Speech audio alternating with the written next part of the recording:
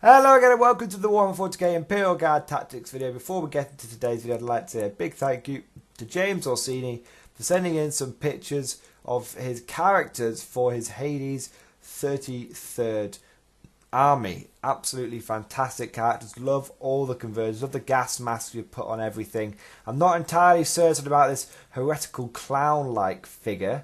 Looks a bit like a Elder Harlequin to me. I'm sure there's some absolutely fantastic homebrew fluff behind that character, though. The characters in general do remind me a little bit of the Helghast from Killzone. Without further ado, if anyone else has got any cool pictures they'd like me to use in my videos, please post them on my Facebook page. There will be a link down in the description below. Right, without further ado, let's take a look at today's video, which is going to be all about command points. Now, this is going to be, again, sort of a quick tip tactical video, guys. It's going to be one of those that I want you to take a moment to digest this video after you've heard it. Basically, we're going to be talking about command points, okay? And essentially, guys, command points win games. I mean, it's as simple as that. Those are it's also true of stratagems. The reason why, okay, you understand where I'm coming from in a second. Why do you think Space Marines are generally considered, lower tiered? I don't always agree with that statement, but a lot of people consider Space Marines low tiered because they don't have access on their own to an easy source of command points, because they're expensive, but also because the stratagems they have are relatively weak. Now also, why do you think so many Imperial players add a loyal 32 to their armies? To get them more command points. Because they use those command points for actually good stratagems. Now we're really lucky in the Imperial Guard because we not only have easy access to many command points, but we also have easy access to very good stratagems. Pretty much all the stratagems in the Imperial Guard Codex have a use. So, I mean, things like there's things like inspired tactics, which gets you an extra order each time you use it. You're going to use that every single turn of the game, and most games go to 6 turns. So you're looking at 6 command points spent straight away right there on a good tactic. What about Cadian overlapping fields of fire, Mordian volley fire, the Talan ambush stratagem? We've got access to so many good ones. If you're running mechanized, you're probably going to be running, using the mobile command vehicle stratagem a lot. How about just command rerolls not every turn, but every phase? Imperial Guard, we're not as command point intensive as let's say Gene Silical, but we are as command point thirsty. What do I mean by that? Gene Silical come in, for example, use loads of command points in 2 turns, and then hopefully they've won the game. Imperial Guard use just as many command points as Gene Silical, but we use them rather than in one intensive burst. We use them spread out over a whole game, but we still need lots and lots of command points. And let me tell you, if you're playing against an army which doesn't have a huge amount of CP, and they run out turn 3 and you've still got 10, this happens to me all the time, you suddenly notice the drop in their power just through the floor, because suddenly they can't mitigate that bad luck with the command reroll. Oh, you need to make that charge. Oh, you didn't make it. You didn't have the command reroll available. Oh, you only got a 1 on the random number of shots. I bet you wish you had a command point available, don't you? Happens all the time. So command points are amazing, and you just notice so easily when you don't have them, you wish you did have them. So the way Imperial Guard we have command points and we have good stratagems, but how can you get the most? Now, you can farm command points relatively easily as Imperial Guard. You can take things like Kurov's Aquila to get your own command point, to get the enemy command points back on a 5+, and you can take Strategic Genius to get your own command points back on a 5+. But remember, guys, thanks to the way the command point farming now works, you can only get 1 back per battle round, so that's your turn and your opponent's turn. So farming them isn't as important anymore. It's still useful, but it's not as important. What's important now? This is the shift in the meta. This is keeping your finger on the pulse. This is why you watch these videos, guys.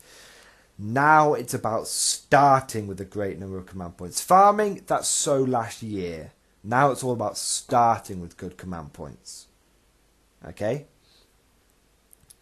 And that's why you see things, and this is not just in Imperial Guard, but in so many competitive lists now.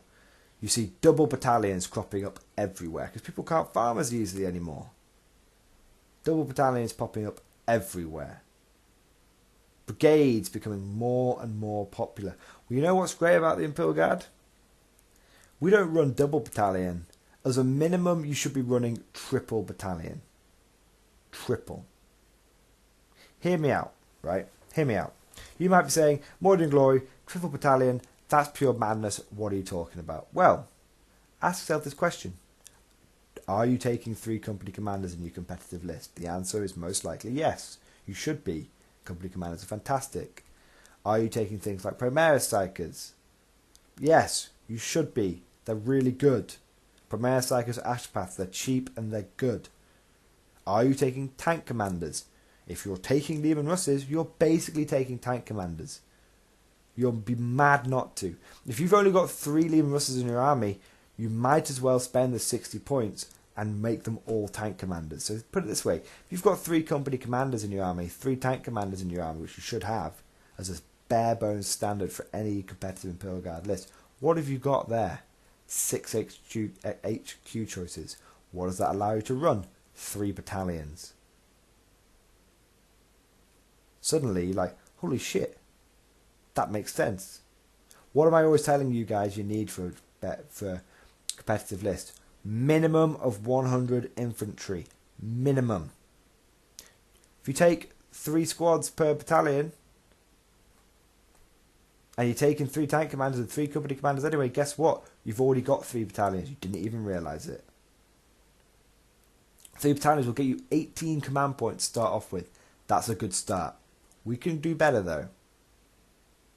Are you taking 3 squads of mortars? Are you a competitive Imperial Guard player? Probably taking 3 squads of mortars every single time. Fair enough. Then you've got to realise that, hang on a second, if I'm taking 3 squads of mortars, that's 3 heavy support choices. I'm only 3 scout sentinels away from taking a brigade. So as an Imperial Guard player, you really should be considering, at a minimum, triple battalion.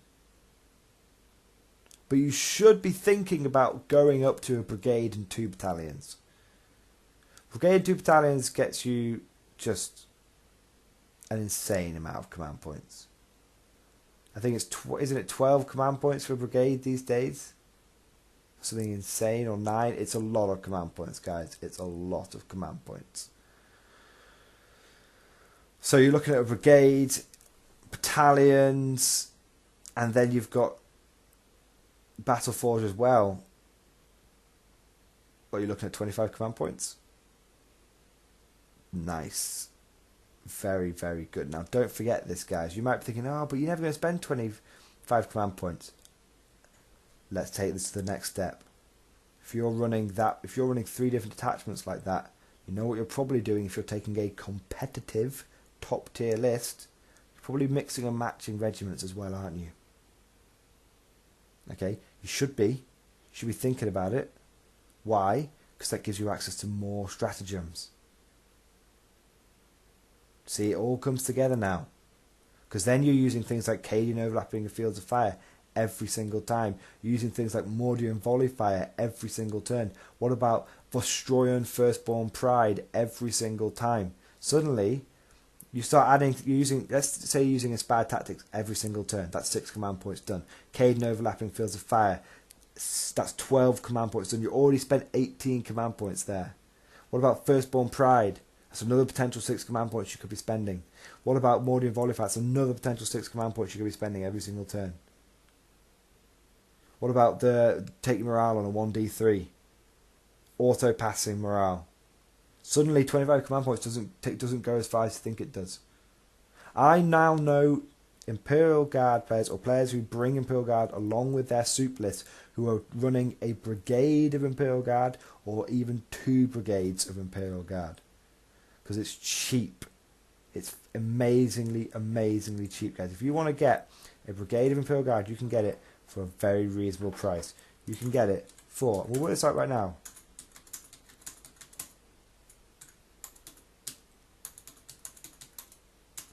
So you've got 3 platoon commanders, 3 company commanders, 6 infantry squads, 3 mortar teams, and 3 scout sentinels. 594 points, and I've just done that quickly off the fly, so my maths could be wrong. So between 500 and 600 points, you've got yourself a brigade. You take 2 of those, you're looking nice. So there you go, guys. I don't want to bang this drum anymore. It's just to get you guys thinking more about, less about farming and more about how many command points you should be starting the game with. Okay? Let me know what you guys think. Please put lots of comments down below, and of course, I'll see you guys next time.